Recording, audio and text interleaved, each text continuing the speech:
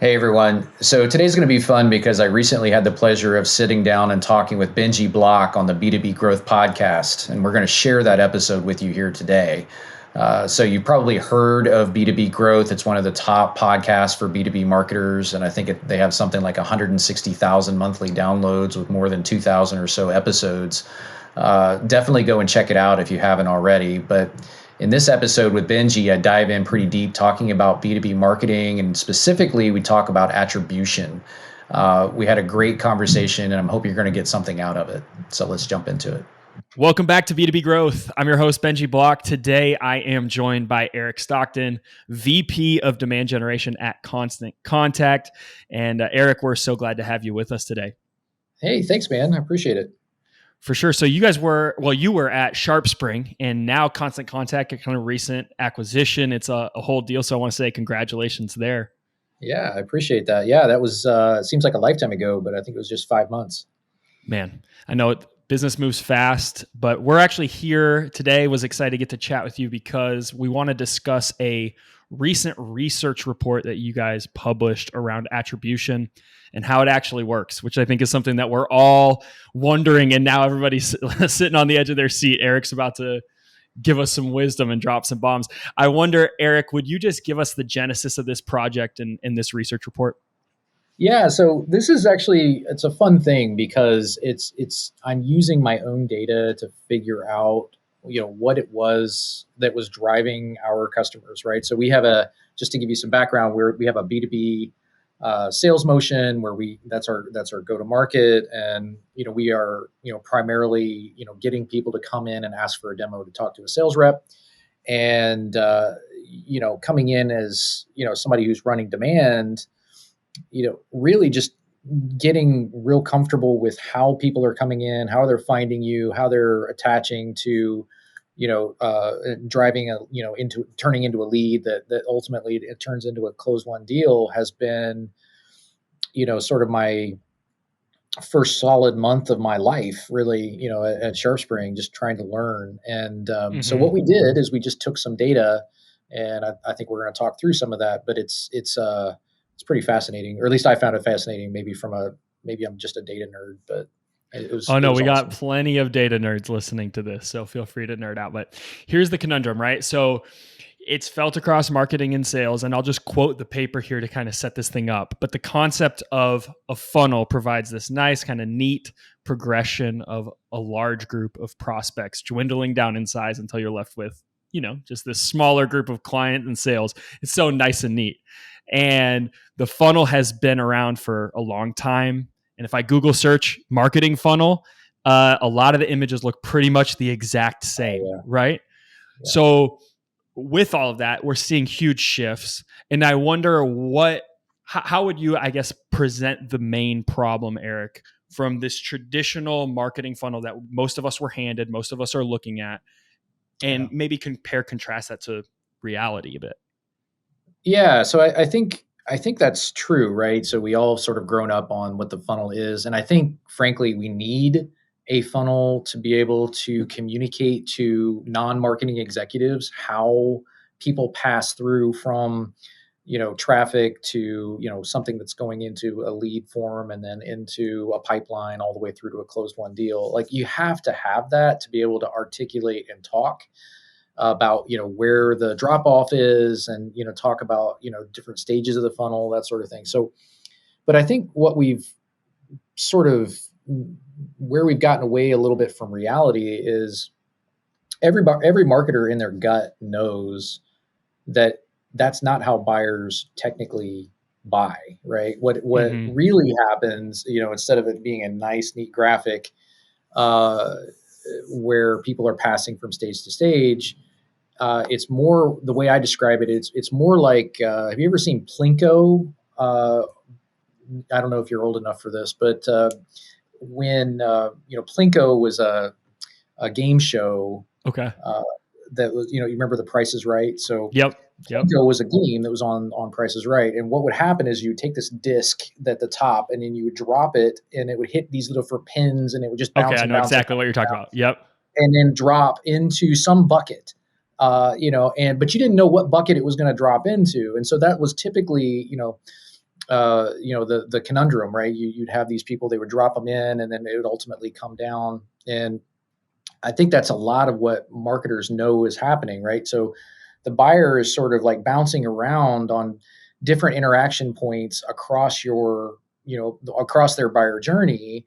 And what you end up with is a customer at the end, but it took a lot of different bounce points between here and the origination source. And Mm-hmm. so that's typically what happens. And so, ultimately, what we want to do as marketers is try to understand a little bit more clearly about what was driving the what was driving the outcome of the click that ultimately gets tracked, and that generates the visit, right? Yeah. You mentioned the need for the funnel because when you're talking to those non-marketing execs, they're wanting that. And it's nice to make it look neat and like, oh, we just, we're moving them Yeah, through the stages. I wonder, yeah, because things are really not that neat, have you yeah. transformed the way you talk about it, or how do you think about that? Because communication with people outside of marketing is so vital, and we have to Yeah. explain that it's a multi-touch Yeah. thing. It How do you think about the evolution of the way you talk to those that are outside marketing, because That's a it's great. not a nice neat funnel? That's a fantastic question. I think the way that I typically talk about it is I make it real. Like I start by making it really personal to Okay. them. And so what I do is I typically, if I'm framing a brand new conversation around attribution, what I'll do is I'll ask them how they buy. And what they will articulate to me is, oh, well, and let's say I'm talking to the CFO because that's a common conversation, right? Mm-hmm. You're going to the CFO. The CFO wants to see $1 in and $2 out. They want to see something that makes sense to them, and to make it an investment, make an investment thesis out of it, right? So, typically what I do is I'll come to them and I'll say, okay, what's the last piece of software that you bought? Right. And what they will articulate is something like this. They'll tell me a story and they'll say something like, I am, the last thing I was looking for was, I'll give you the example that I used. So, it was the head of our FP&A Mm-hmm. and finance team. And she came to me and we started having this conversation. And she said, it was tax software, makes sense. I said, well, Exciting stuff. how did you come to buy tax software? Like, where do you get that? She's like, well, we knew as our business, we knew that we needed a new form of tax software because we kept growing and we needed, we were adding more business units and we needed a more robust way to do that. And I said, well, how did that come about? Because you didn't immediately just go to Google and type in the brand or the tax. So like somehow you knew ahead of time what to go and look for. And that got her gears turning a little bit. She said, well, I typically what I do when I'm looking for something new, I will go and I'll be on LinkedIn and I'll have conversations with colleagues that are at other companies and doing the same exact thing. Or I'm over at, I came from another company, right? And I had a really good experience with this particular software, or I'm in, a finance group, Right. in a Slack group or Discord or something like that. And, so, there's all of these different avenues that influence your ability to make a purchasing decision, or, what gets you that in that sort of that product awareness. And so what ends up happening is, in her case, she said, she was talking to a colleague, this is a word of mouth, sort of thing. And she Yep. ultimately, you know, trusted that colleague because they worked well together in the past. And she went and checked out the product. She didn't look at, that's the funny thing. She didn't even look at alternatives. She just knew from the relationship that was something that would fit for them as well. And then, she went into more of a consideration mode and went to the website, so, what that's tracked as obviously with last click is a direct type, right? Yeah. So she typed in the brand name and that's how they tracked it. But the thing that influenced that was something completely different.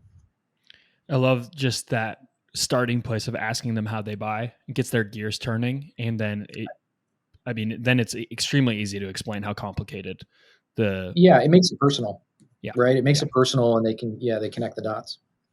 So The study poses the following question: what if you could reposition the focus from last click attribution to what's causing the click in the first place? Talk us through how you went about kind of making this happen, and the hypothesis a bit behind this research. Well, it was really super scientific. We put a form on the lead capture page and said, how did you hear about us? Mm-hmm. so, so, Nice. so we, super, super in depth. It took us about, I don't know, an hour, to put this up in our form, and we started capturing that stuff. And in this particular study, I think we went and we captured, I think it was like 1,190 form fills of like, how did you hear about us? Yep. And then what we did is we used our product to figure out like where those origination sources came from and did they go to a closed won deal or not. And so we looked at it sort of both ways. We looked at it by, self-reported versus what Google Analytics was telling us, which was fascinating in and of itself. And then we also went and we said self-reported versus the people that actually went to a closed won or a closed lost. And, again, really insightful information. Anything that you thought before you saw the results of this that maybe came back different than what you expected? That's a good question. I don't think so, to be honest with you. I mean, you do this long enough and you sort of know how people are coming in. I think if I was just starting out, I would be shocked because if I was just starting out and I didn't realize that this is sort of how buyers are buying and I wasn't really like comfortable with the numbers and I was just making Google Analytics my single source of truth, right? Then I would be shocked because the numbers sort of bear out that there's very little correlation between last click and what drove the buying behavior. Yeah, so for those that want to actually go check it out, you can do that. We'll put a link in the show notes. It's probably the easiest way to go take a look at the findings. But maybe summarize for us a bit of what this research concluded and those key kind of main points of the findings. Yeah, so at the end of the day, what we're typically looking at is attribution software is really sort of telling you what's happening that has captured the demand that you're generating upper funnel, right? Right. And so it's going to be things like paid search, branded, that sort of thing. That's really going to be SEO, organic, direct type, that sort of thing. Those are like the three big buckets, and that's typically what it's telling you. But really what's happening is something is driving that behavior, and self-reported, like we just described, is really a better way to tell you what's actually creating the demand upper funnel. And so when you sort of like connect those two dots, that gives you a much better picture. And look, attribution is great, but I think the way that I tell my team is, look, it's not that single source of truth. Instead, it's much more of a useful for directional purposes. And I think those things are really what you want to do as a marketer, to be able to figure out how to do more of those things that are driving the business outcome that you want. Yeah. How are you using the findings, practically speaking? Like, once you've done this research, how does it inform decision making? Yeah, so you're going to love this, but one of the best ways that we have seen people come through and drive the kinds of closed won deals that we want is actually through our podcast.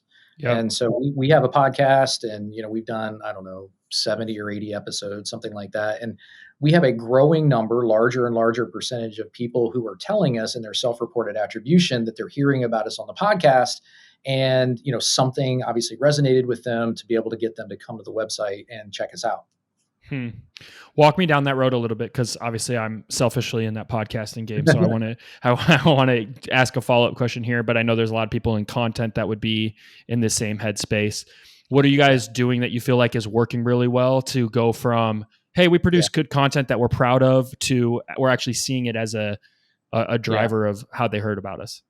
Yeah. So, it's really, to me, it's difficult.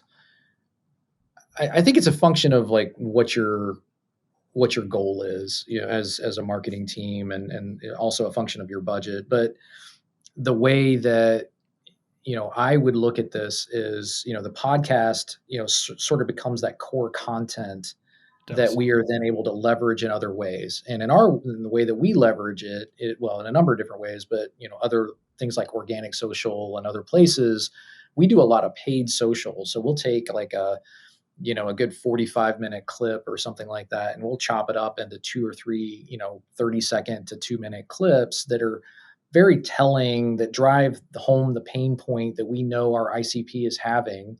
And then we'll push that out to, paid social channels and put dollars behind it to promote it. Yep. And that drives people back into the core, um, the longer form version of the podcast, and then they listen to it because, something resonated with them. And then that creates, more of the kind of desired outcome that we're looking for, a little bit deeper connection, right? The things that you look for in, as a content marketer. Maybe it, drives you to a particular piece of content that we've, elaborated on around that podcast. And that gets people into, sort of the beginning of our buyer journey. And ultimately, I mean, it could be like 6 months later, right? Mm-hmm. But 6 months later, in that self-reported attribution, they're telling me not necessarily like when they came in earlier that day and requested demo. What they're really telling me is, oh, well, I heard about you on that podcast 6 weeks ago or 6 months ago, and that's actually what started me, checking you guys out. I can say for a while now, every time I open LinkedIn, I see Eric's handsome face in a LinkedIn promo because those ads are getting spit out to me. So I know that they're doing work there to repurpose their podcast, and Well, I see it. oh, my apologies in all sorts of, but but I think it is working, right? I mean, we It spend does. we spend a lot of time promoting podcast guests, right? We don't tell them up front that we're promoting them. We don't want people coming in with, selfish interests or anything. So we pick our guests really smart because we want those subject matter experts to have that, really clear, um, knowledge kind of coming out, and we do a lot of video, and really we're shifting more to video first. And I think that just allows us to be able to create that kind of content that you see on LinkedIn. Yep. Yep. Okay. So let's go back to this research. And obviously, we're talking about podcasting as a pillar piece of this. Sort of, I would even call the movement towards podcasting in B2B a bit of the recalibration process, or realizing how attribution actually works. But let's talk about other ways, podcasting, I guess, being one of them. But what would you recalibrate or advise that we recalibrate moving forward, having the knowledge that this research sort of brings to light? Yeah, I think, I think it does start with the top-down organizational mindset. It does. Your CEO, your, again, what I call your non-marketing executives, that leadership group, typically outside of your CMO, is really the ones that are going to drive this. And you can just tell by the kind of questions that you're being asked as a marketer. If you see a lot of questions around, how much traffic, right? How many trials, how many leads, and there's no qualifier at the beginning of lead, right? Yep. Those all, sort of point to me to that there's a mindset, sort of disconnect. And so that's where the conversation has to come in, where you sort of recalibrate a little bit about, with those non-marketing executives, what attribution really is. Maybe there's a little bit of like, quick understanding about how it works. Of course, you got to talk the same level, and peer to peer, in some cases where you're talking through the difference between, what's driving the outcome that you're wanting versus, what you're actually just tracking in analytics. Mm-hmm. But you cannot, one of the things that you really can't do is come in with a prescriptive, like hard, this is the only way to do it, right? There's got to be there's got to be a conversation that happens, and you have to sort of lead them to the natural conclusion that is, relatively obvious to marketers, but, you got to be able to, sort of map out the journey for them a little bit. Right. We'll go a little selfish for you guys here for a second, because I think it does play well in this conversation. And obviously it's part of the end of the research report, but SharpSpring, now obviously part of Constant Contact, you guys have what's called Life of a Lead. And I'd love to hear a little bit more of what you guys are trying to capture there, what we're measuring and tracking. I think find that pretty insightful. Yeah. So we, in this particular experiment, we actually used our own product, right, to be able to figure this out, and I think it would have been much more difficult if we didn't have sort of that unified database, that unified data stream all the way from, the first time we ever had an interaction with them through the various interactions across our content, various interactions across our chats, with our sales reps or with somebody who's somebody who's chatting with us, across, email touch points, they may have been on a list and they are getting some sort of nurture sequence and they're opening those emails.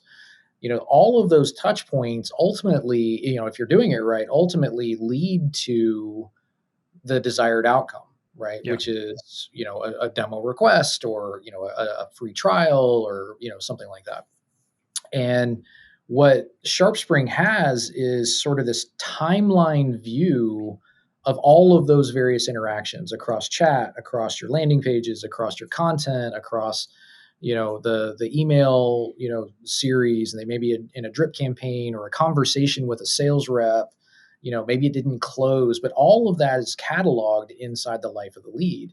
And it's fascinating to me, like we just internally, once every couple of weeks, what we do is we sit down with sales and we actually do a retro of, some random closed won deals and some random closed loss deals. And we specifically look at the Life of the Lead and we can see like what's causing that, like, why did this person not get to a closed won, right?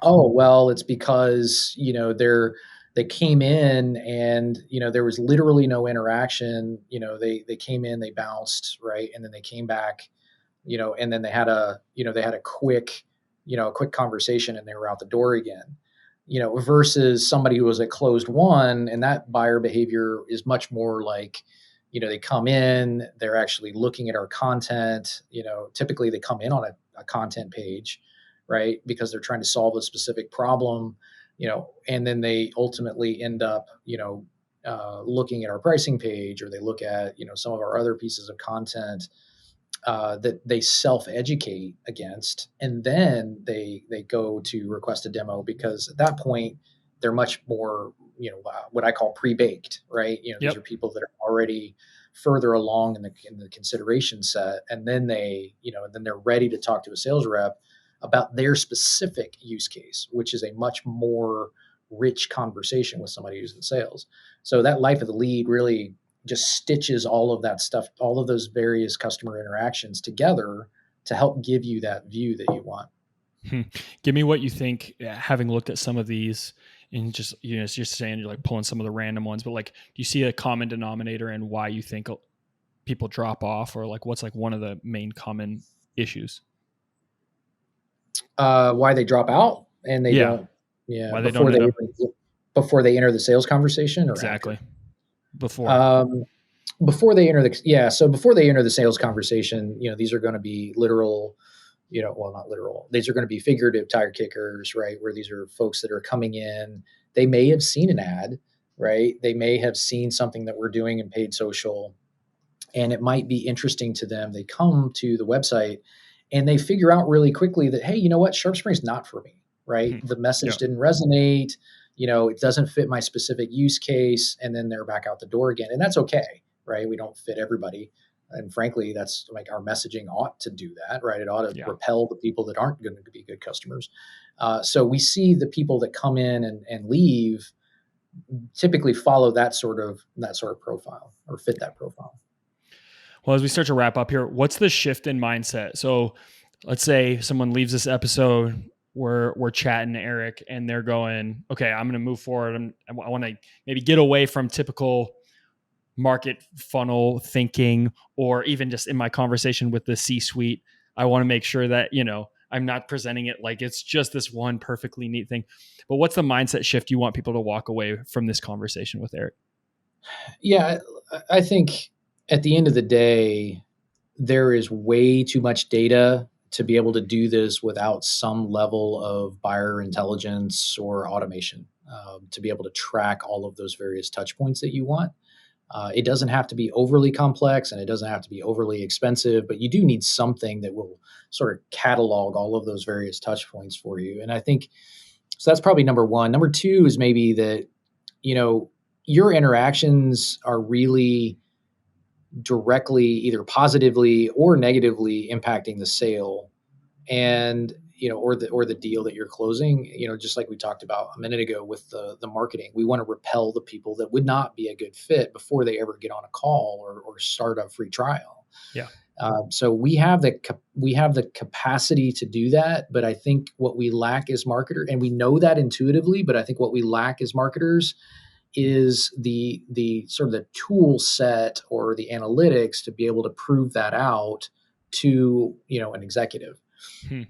And maybe the third thing is really just it's that organizational concept, what we talked about before, right? So the organization has to understand that attribution, especially in B2B, especially with like the longer the sales cycle, the more true this is, that last click is for directional purposes. And, what I'm going to, typically refer to as sort of that last touch, as opposed to being directional. Sorry, it is more for directional purposes and not, sort of that single source of truth. Like, I think a lot of marketers, even today, still sort of cling to, because that's just the only way they've ever known how to look at it. And we have to change that in our organization. Yeah, that's good. Well, getting a lot out of this episode. I appreciate your time. For those that want to stay connected to what you guys are doing, and also to you specifically, Eric, what's the best way to go about that? Yeah, I mean, you can follow me on LinkedIn. That's typically where I'm at. You just search for Eric Stockton, and I'll pop right up. I think that is the best way. If you just DM me, I'm happy to get back to you. Yeah. Give a shout out to the podcast real quick. Yeah. So thanks. I appreciate that. Yeah. So it's called the Revenue Growth Marketing Show. And so what we do is very similar to, just a sit down of marketers talking to marketers. And it's a lot of fun. I enjoy, that's probably like the best part of my day, frankly, is just getting to talk to folks and learning. Exactly. Well, I was thrilled to get to learn from you on this episode. I know people will get connected with you after hearing this, and I appreciate the breakdown and what we found in this research and getting to talk about it a little bit. For those that are newer to the pod and you are not subscribed yet, make sure you do that. Leave a rating or review if you haven't done that. We always appreciate it. And keep doing work that matters. We'll be back real soon with another episode. Eric Stockton, thank you for being on B2B Growth today, sir. Thanks so much. I appreciate it. Thanks for having me.